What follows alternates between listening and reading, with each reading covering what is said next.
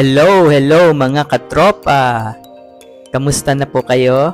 Gusto ko lang kayong i-update sa aking mga pusa. Ayan, kilala nyo naman yan, si Ichong. Ayan na si Ichong ngayon.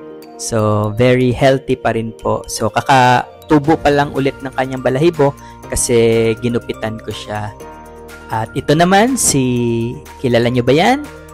Si Luna. Ayan, so medyo nag-shed na naman siya ulit kasi nag-hit na naman pero hindi ko na po siya binibreed kasi nga medyo matanda na siya. So ayan siya ngayon, healthy pa rin. At mabigat yan guys, ang bigat niya kinarga ko siya kanina, sobrang bigat niya. Pero yung yung balahibo niya, yung fur niya ay medyo dry kasi nga nag-inhit na naman. So ayan. So Luna, hindi ka na pwedeng mabuntis, okay? So, nakailang buntis ka na. So, nakalimutan ko yung age niya, guys, pero medyo may katandaan na po si Luna.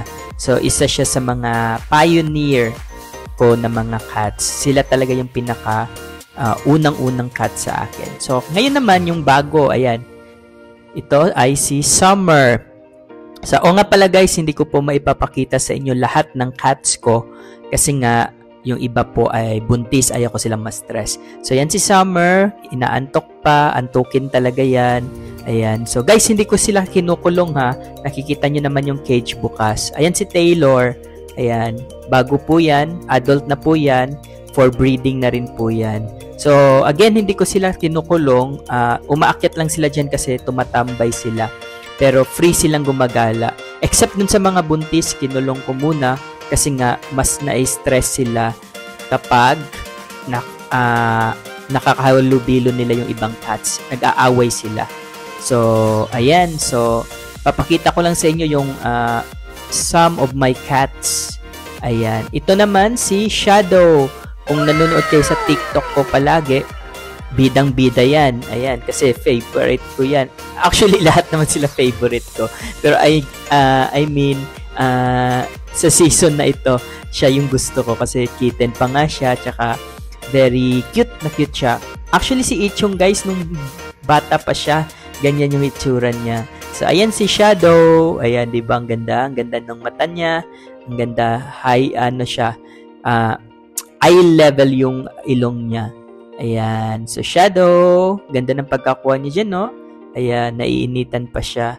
Ayan. Very cute. At ito naman yung isa ko pang kitten. Ito naman is galing talaga yan sa akin. Anak yan ni anak siya ni Victoria, yung short hair ko, at anak siya ni Ichong. Okay, si Victoria, yung female, tsaka si Ichong. Okay? So, kung kilala niyo si Tofu, guys, yan may kumbaga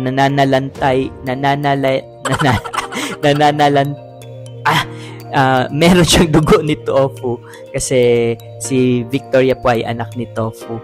Ayan. So, hindi ko po maipapakita sa inyo lahat ng cats ko at saka kittens. So, ito lang po muna sila para may konting update naman ako sa inyo.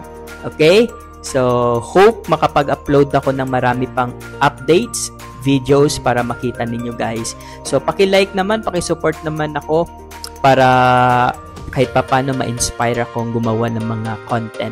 So, merong isa or dalawa sa inyo na nami-miss yung upload ko, kaya gumawa ako ng video ngayon. So, ito lang yung content ko muna ngayon. Papakita ko lang sa inyo yung iba sa mga pusa ko.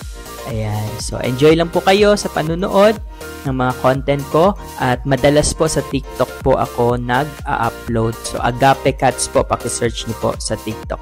Paki-subscribe na rin, paki-follow, paki-subscribe dito sa YouTube channel and paki-follow na rin po yung TikTok ko. Ayan. So, ayan si Summer, oh. Alam nyo guys, sobrang kapal ng balahibo ni Summer. As in, mabilis nga lang magulo kasi nga sobrang kapal, kailangan laging susuklayin. Ayan yung pagkain nila, Monelo. Nakita ko kasi magkamukha sila ng model, oh. So, Monelo, baka naman. So, yun lamang guys. Thank you so much for watching. See you again soon. Bye-bye!